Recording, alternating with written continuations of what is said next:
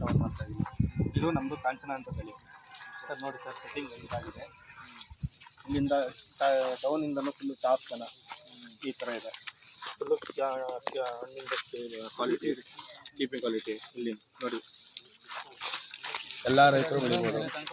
ಒಂದೇ ಸೈಜ್ ಇದೆ, top quality ಈ ಥರ ಇದೆ ನೋಡಿ.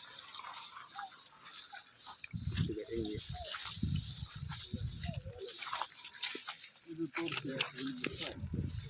ಇಲ್ಲಿ ನೋಡಿ, ಈ ಥರ ಸೆಟ್ಟಿಂಗ್ ಬಂದರೆ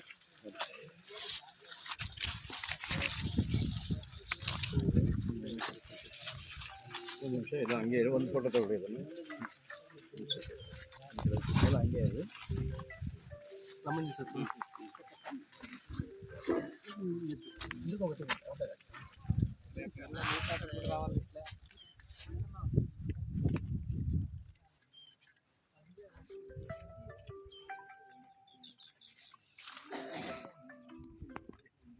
ಯಾವ ರೀತಿ ಹಾಕ್ಬೇಕು ಗೊಬ್ಬರ ಸರ್? ಈಗ ನಾಟಿ ಮಾಡಿದ ತಕ್ಷಣದಿಂದ ನರ್ಸರಿಗೆ ಸಿಟಿಗೆ ತಗೊಂಬಂದು ಹಾಕ್ತೀವಿ. ನಾವೇ ರೆಕಮೆಂಡ್ ಕೊಡ್ತೀವಿ. ಕಡಿ ಒಂದು ಮೆಡಿಷನ್ ಆಗಲಿ, ಸೀಡ್ಸ್ ಆಗಲಿ ರೆಕಮೆಂಡೇಶನ್ ಕೊಡ್ತೀವಿ. ನಾವು ಹೇಳ್ದಂಗೆ ಅದು ಮೇಂಟೈನ್ ಮಾಡ್ತೀವಿ.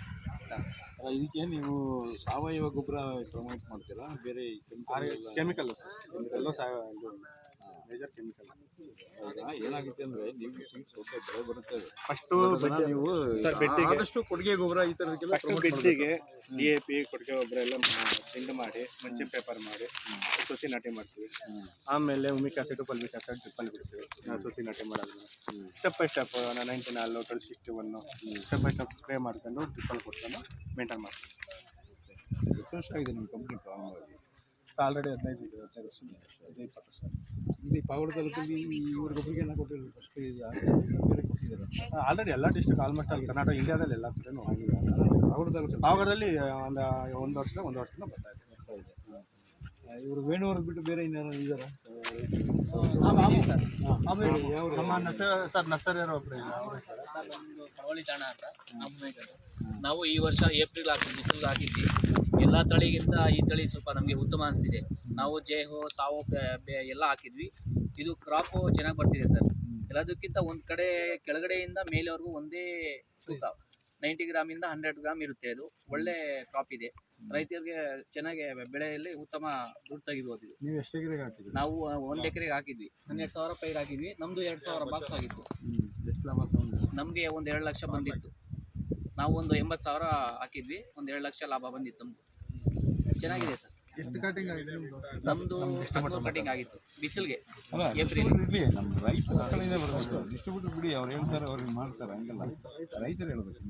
ಎಲ್ಲ ತಳಿಗಿಂತ ಮಂಜು ಇನ್ಯಾರು ಬೆಳೆದ? ನಮ್ಮ ಹೆಸರು ಮಂಜು ಅಂತ.